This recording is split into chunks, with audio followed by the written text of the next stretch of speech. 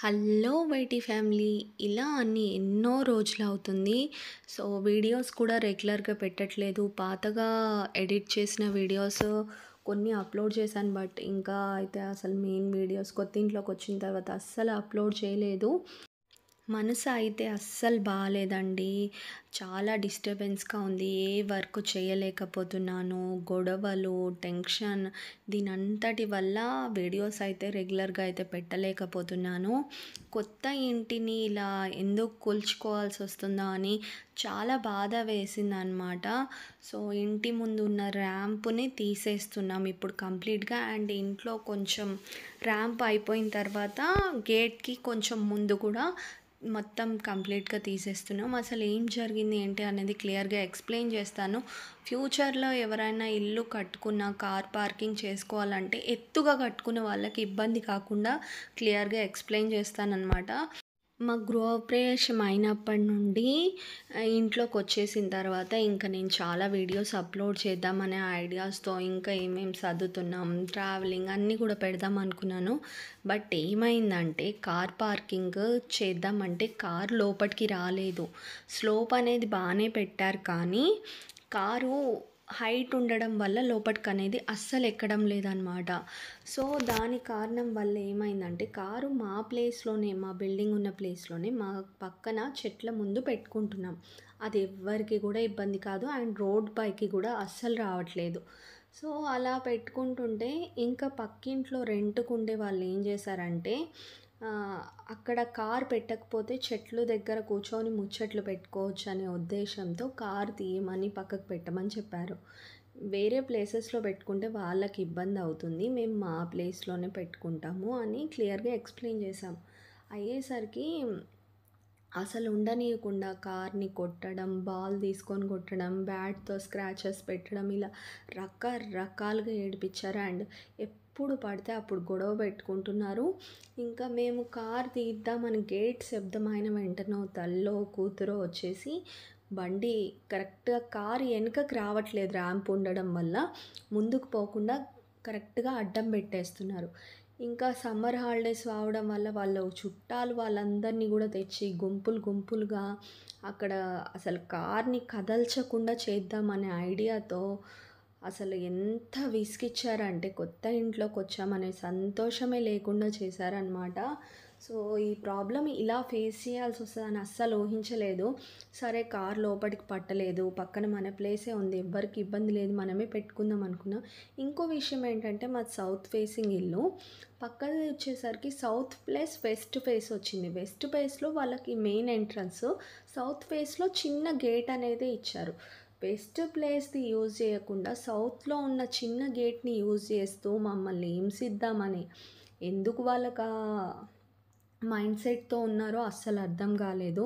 ఇంకా దాని కారణం వల్ల కార్ తీయలేకపోతున్నాం. స్కూల్ టైమ్ వచ్చింది. పిల్లల్ని ముగ్గురిని బండి మీద ఎక్కించుకెళ్ళాలంటే అవ్వట్లేదు. ఇద్దరం వెళ్ళాల్సొస్తుంది. లేకపోతే ఒకే బండి పైన పట్టట్లేదు. ఇంకా ఫైనల్లీ డెసిషన్ తీసుకున్నామనమాట. ఎలాగైనా కార్ లోపటికి రావాలని ర్యాంప్ అంతా తీసేయడం అయితే జరుగుతుంది. ఎవరైనా కొత్తగా కనుక కన్‌స్ట్రక్షన్ చేసుకుంటున్నట్టయితే హైట్‌లో మీరు కొంచెం ఆలోచించి కార్ లోపటికొస్తుందా లేదా చూసుకొని ఫైనల్‌గా గ్రానైట్ అదంతా టైల్స్ వేపించుకోండి. ఇంకా మాకెక్కడ ప్రాబ్లమ్ అయిందంటే హైట్ కట్టించాము. స్టార్టింగ్‌లో మా ఇల్లు గ్రౌండ్ ఫ్లోర్‌లోనే ఉండేది. ఏమైందంటే వర్షాలకి ఎక్కువ నీళ్ళొచ్చేసింది. డౌన్‌లో ఉందనమాట కాలనీ మొత్తము.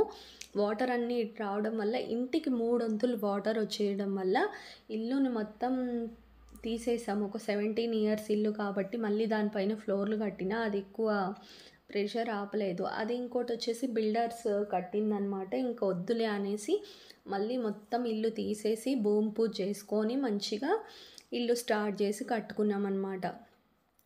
తర్వాత ఏమైందంటే ఇంకా హైట్‌లో కట్టాం. మళ్ళీ ఫ్యూచర్‌లో వాటర్ వచ్చినా ఇంట్లోకి రాకూడదనే ఉద్దేశంతో హైట్‌లో కట్టడం అయితే జరిగింది. సో, ఈ స్లోప్ కూడా బానే ఇచ్చారు. కార్ ఎక్కుతుందనుకున్నారు. ఇంకేమైందంటే ఎక్కువ హైట్ అవ్వకపోవడం వల్ల కార్ అనేది ఎక్కడానికి చాలా ప్రాబ్లమ్ అనేది జరిగిందనమాట. ఇంకా బ్యాక్ సైడ్ వచ్చేసి రోడ్ ఎక్కువ లేదు. మాకు కొంచెం లెంత్ ఎక్కువ ఉన్నా బ్యాక్ తీసుకొని గబాల్న కార్ ముందుకు తేవచ్చు. బట్ వెనక ఇల్లుంది చూసారా, అంటే గేట్ కనిపిస్తుంది కదా, దాని కారణం వల్ల కార్ అస్సలు ఎక్కట్లేదు. ఇంకా దీనికి పరిష్కారం ఏంటి అని ఆలోచించి మా బిల్డింగ్ కన్స్ట్రక్షన్ చేసిన వాళ్ళని మళ్ళీ పిలవడం అయితే జరిగింది.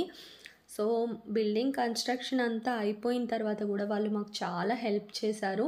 ఇలాంటి ప్రాబ్లం వచ్చింది, మీరు కొంచెం హెల్ప్ చేయండి, ఇది సాల్వ్ చేయండి అంటే మళ్ళీ నెక్స్ట్ సూపర్వైజర్ని పంపించారు, ఇద్దరు పని వాళ్ళని పంపించి అక్కడ స్టార్టింగ్ అంతా రిమూవ్ చేస్తున్నారు. ఫస్ట్ అయితే అటు సైడు ఇటు సైడు తీసేసి మిడిల్లో స్టెప్స్ ఉంచుదాం అనుకున్నాం. బట్ స్టెప్స్ డౌన్గానే ఉన్నాయి. ఇది మొత్తం తీసేసిన తర్వాత ఏమైందంటే స్టెప్స్ హైట్ అనిపించాయి అన్నమాట.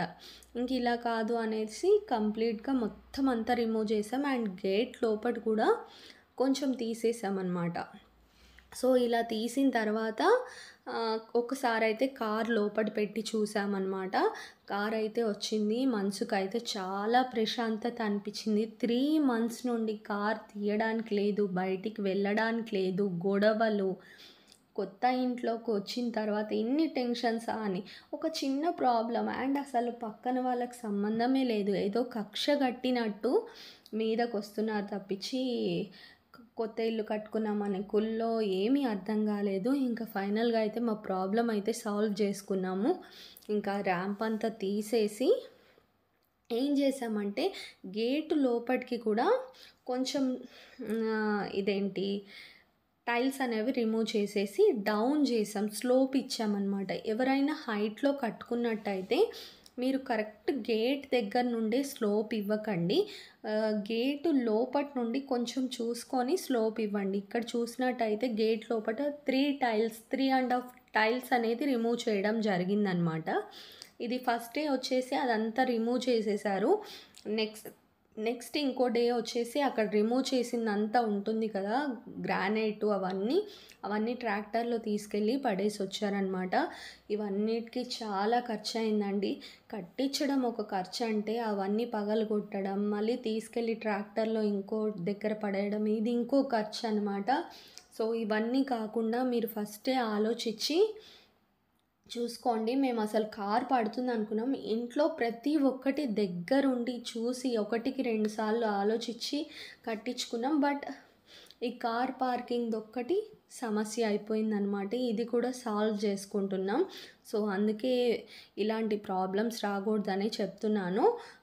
ఎవరన్నా హైట్లో కట్టించుకున్నట్టయితే కింద నుండి స్లోప్ పెట్టించుకొని గేట్ వరకు ఆపేయకుండా కొంచెం లోపటి వరకు చూసుకొని ఒకసారి కార్ ఎక్కిందా చూసిన తర్వాతే మీరు నెక్స్ట్ ఆలోచించండి. నెక్స్ట్ ఆ ప్లేస్లో టైల్స్ కానీ గ్రానైట్ కానీ వేపియండి. లేకున్నట్టయితే మనం స్టార్టింగ్ నుండి మొత్తం రిమూవ్ చేయాల్సి వస్తుంది. ఇలానే డబల్ వర్క్ అవుతుంది, శ్రమకి శ్రమ, డబ్బులకి డబ్బులు, ఇలా అయిపోతాయి అన్నమాట.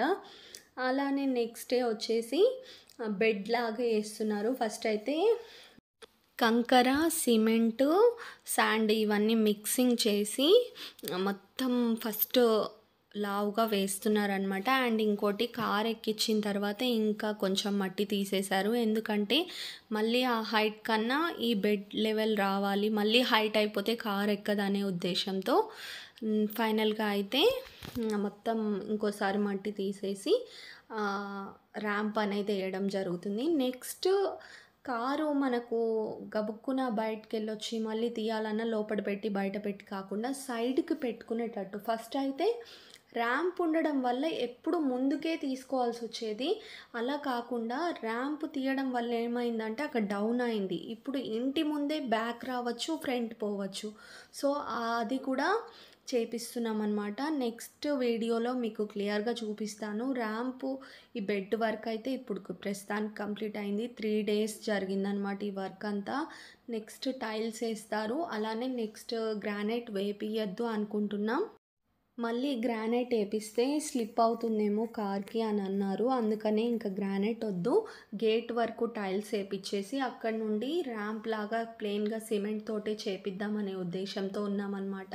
ఇంకోటి సైడ్‌కి గూడా మన కారు సైడ్‌కి వెళ్ళినా ఇబ్బంది లేకుండా, లోపటికి వెళ్ళినా ఇబ్బంది లేకుండా, ఎవ్వరికీ ఇంటి సైడు రాకుండా అది గూడా చెయ్యాలనే ఉద్దేశంతో 2 పనులు ఒకటేసారి చెప్పేసామనమాట. ఫస్ట్ అయితే బెడ్ వచ్చేసి కంప్లీట్ అయిపోయింది. ఇలా కంప్లీట్‌గా కంకర అంతా మిక్సింగ్ చేసుకొని కింద దాకా గూడా వేసుకున్నారు. ఇదొక 4, 5 డేస్ బాగా క్యూరింగ్ చేశామండి. డైలీ ఒక 4, 5 టైమ్స్. ఎందుకంటే అది గట్టి పడితేనే మన కార్ ఎక్కినప్పుడు క్రాక్స్ రాకుండా ఉంటాయన్నమాట. సో, క్యూరింగ్ గూడా చాలా ఇంపార్టెంట్ ఏదన్నా కట్టినప్పుడు. సో, ఇది కట్టిన వెంటనే మళ్ళీ టైల్స్ పెట్టేసి మళ్ళీ ఫినిషింగ్ ఇవ్వకుండా ఫస్ట్ అయితే ర్యాంప్ వేసేసి ఒక 4, 5 డేస్ ఉంచి బాగా క్యూరింగ్ అయిన తర్వాత నెక్స్ట్ మళ్ళీ టైల్స్ అవి ఏపిస్తున్నామనమాట. నెక్స్ట్ వీడియోలో కంప్లీట్‌గా చూపిస్తాను. ఛానల్‌ని సబ్స్క్రైబ్ చేసుకోండి. Thank you.